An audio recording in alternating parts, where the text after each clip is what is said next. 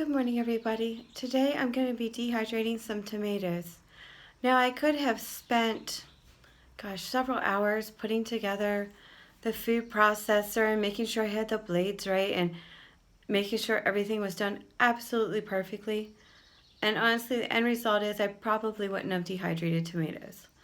So instead, I just got the cutting board and my knife and I chopped them as evenly as possible. And they're all ready to go in and be dehydrated.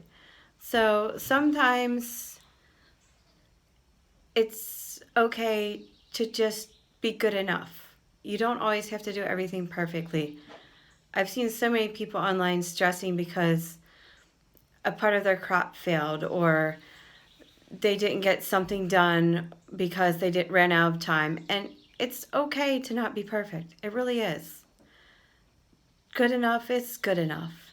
So I just want to encourage you, if you're hesitating about doing a project because you've made it too complicated for yourself, go ahead and simplify it and just do it. So today, our Just Do It project is dehydrating these tomatoes. So as you can see, they're sliced pretty evenly, and I've just got them on the trays here.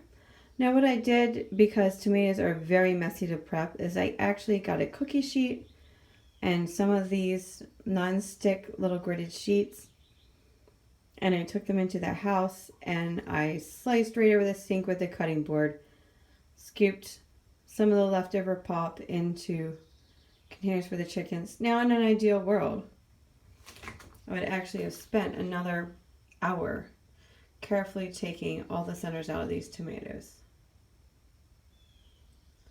But I'm just dehydrating them and tossing them in the freezer to conserve space. They'll keep just fine that way. If I was putting them in a jar, I would have been much more careful with the process, but I just don't have a lot of room in the freezer, so I'm dehydrating to save on space. Right. So now, like I said, if you are planning to put these tomatoes, say on the kitchen counter in a jar, or even in your pantry in a jar, you would want to make sure that all of the center material is taken out. Or an easier method is to just not use these bigger, meatier tomatoes. These little guys, you can actually just half and scoop the centers out, and it's a really easy way to dry them. And that's what I'm going to do as soon as my cherry tomatoes come on. I will be having them cutting a slit in the bottom so that all the excess juice can drain, and then taking all the pulp out of the centers and dehydrating them, and they will go in jars for storage and should last about 6 to 9 months, especially if I remember to put oxygen absorption packets in there.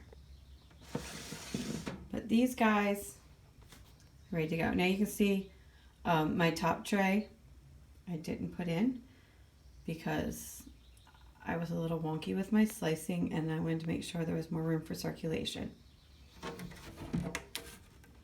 The front's going on.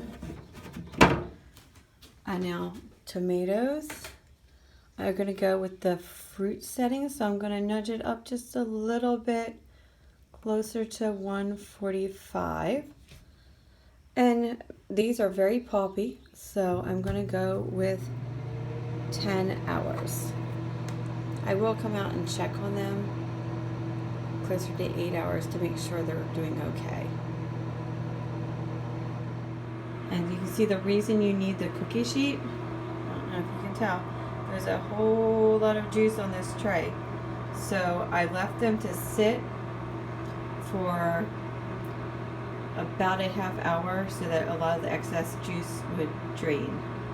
Because the less juice, the better. Gives the dehydrator less of a job.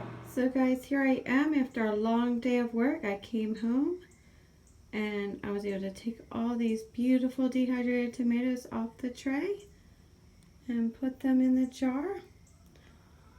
And I sampled a few because they're irresistible and they are amazing. So it was just as easy as that. A whole jar full of dehydrated tomatoes for soups and stews all winter. Now, if you don't have a dehydrator, you can easily do the same thing in an oven at a lower temperature, but it uses quite a lot of fuel and it will make your house hot. So dehydrators work better. I have heard of people using their cars and just putting trays in their cars on a nice sunny day and dehydrating that way as well. But I've always just used a dehydrator. So hopefully you guys have a project that you've been putting off because it's been kind of complicated and you break it down in simpler steps and get it done today. If you do have a project like that and you're getting it done, drop me a comment and let me know what it was and how it worked out for you. Have a blessed day.